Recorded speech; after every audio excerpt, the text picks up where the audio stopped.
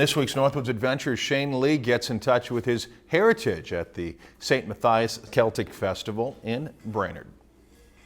Saturday was as beautiful as anyone could hope the Irish countryside to be as a bit of Ireland came to Brainerd for the third annual Celtic Festival at the farm on St. Matthias.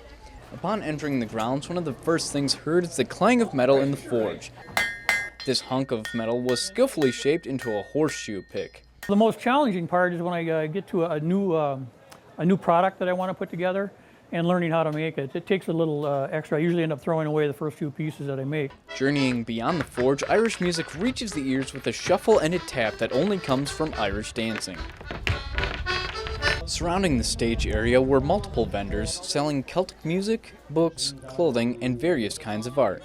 No Celtic festival would be complete without sheep. These lambs were volunteered for shearing demonstrations.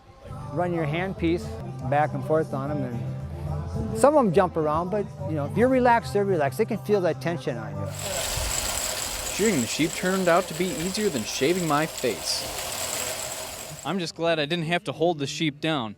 Now that the shearing's done, it's time for me to figure out how to turn that wool into a sweater.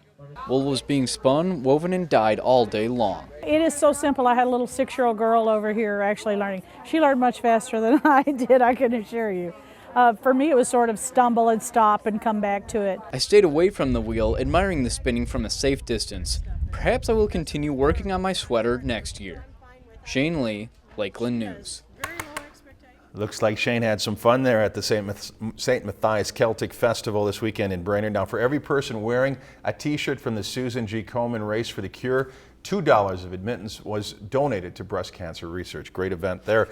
If you've enjoyed this segment of Lakeland News, please consider making a tax-deductible contribution to Lakeland Public Television.